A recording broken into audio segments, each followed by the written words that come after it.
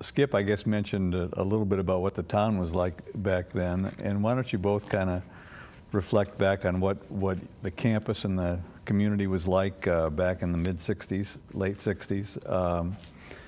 What are some of the people and some of the things that you remember from that time? You mentioned the Burger Broil. Burger Broil was one. Actually, Burger Matic came later. I worked there, as a matter of fact, as a sophomore before I was on scholarship. Mr. Burris had a Burger Matic out there where Chase Bank is right now, the branch. It's Burger Matic. And I always cooked a lot of hamburgers at the end of the night, bring them back, because we couldn't sell them, so we had to bring them back to the dorm. But you know, early on in '64, you know, exit 87, interstate stopped there. Exit 87. You make a left, you come up to the Holiday Inn, that was it. You came to campus, and we didn't know any different. And the bypass was nothing. The Holiday Inn was there and a few service stations, but there was not a lot available. There was a theater downtown, some store, a lot of restaurants at the time, and. I meant to ask you all when we were talking about the Grantland Rice Bowl. You were talking before we went on the program about Cabin on the Hill. Tell us about that tradition. That was started when we came back from Marshall. We have in 66 or 67. Yeah, and Paul Hampton, we called him Haints. He's the one that started that. He's from Belfry. Belfry. He started singing on the bus way back, and we started singing it, and he's as pure country as there is. Yeah. And he has that twang now. Matter of fact, he came back and sang the old version. Now the guys have hit it up now to a rap version, but in the old days it was really the bluegrass version of Cabin on the Hill with the do-do-do-do. And every time we win a game, we'd gather and we'd sing it. And it became a tradition from that group, and it's more of a rap song now, but every once in a while bring the old guys back and do it. But when he came back, he said, "Let me show you how to really sing it." And he stood up on the table and sang it, and then he went over to after the game, and he sang it for everybody there as well. So he really sound like the Grand Ole Opry when he's doing it. What really started with Marshall was we weren't expected to win that Marshall game. And we won the Marshall game when we come back, and we're happy on the bus. We rode buses at the time, and you're cutting up and then you got doing things, and then we said we really like that, and so we said, all right, every game we win, we're going to do that. I mean, I'm paraphrasing some of the stuff, but that's what it was, and so the players kind of initiated itself, and then became what we did. And what about academics, Ron? You mentioned this is a university, and you mentioned you came here because of academic reasons. What were some of your experiences with professors and some of the classes that you remember? Well, President Martin put an emphasis on the student when he came here. He put a real emphasis, and he encouraged the administrators and the faculty members to mentor and take interest in the students. Back then, you had one person to help with a study hall. That was Dr. Quentin Keene. And he would hold a study hall and help people out a little bit in the evening. Now they have the whole Colonel scholarship type thing where they have the students come in for study hall to help them, and they have a staff. But he was the staff at the time. And President Martin, he had two people that he brought here when he came here in 1960 was Mr. John Vickers and Dr. J.C. Powell. He brought them from Frankfurt he had two executive assistants, and they also showed strong interest in the students. We were a smaller campus, of course, at the time, but it was very close-knit. Hanger Field was right in the middle of the campus where Powell Building is now.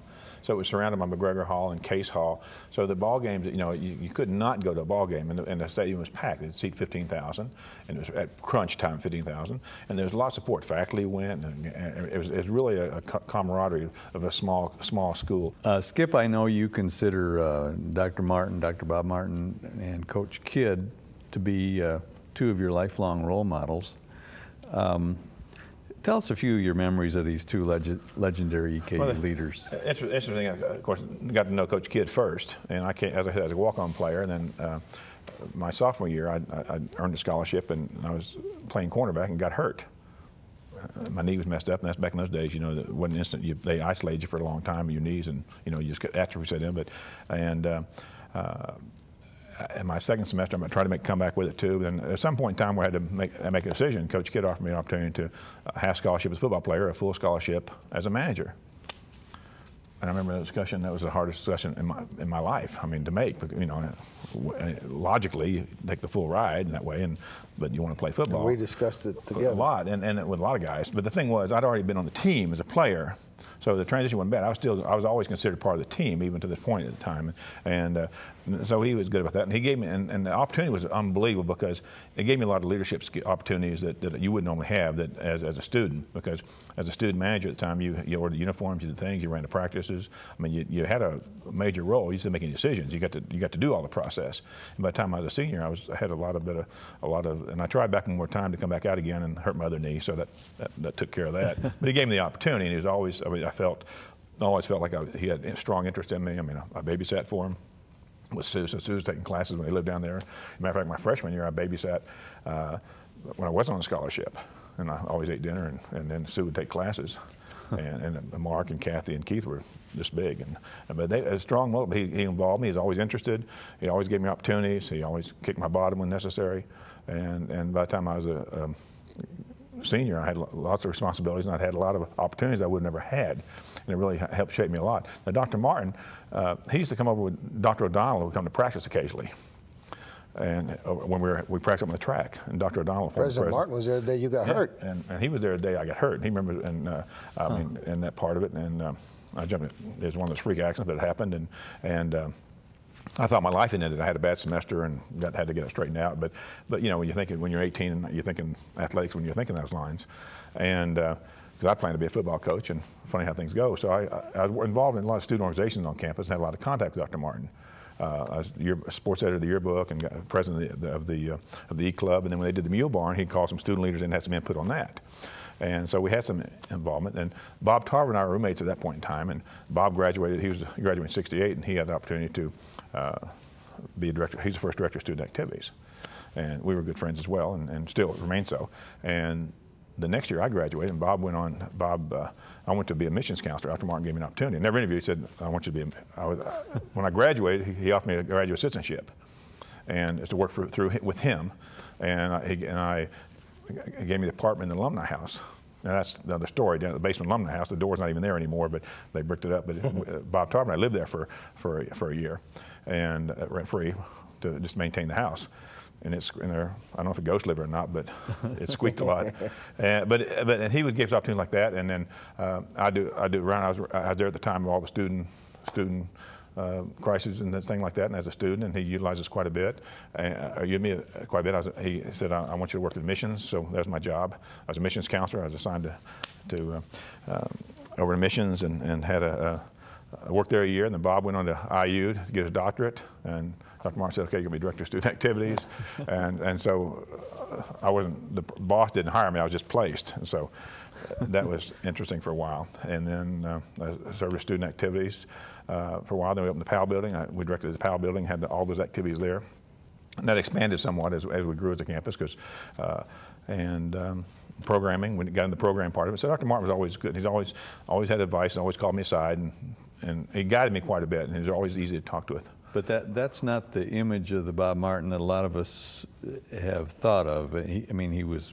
So I never knew to be afraid of him.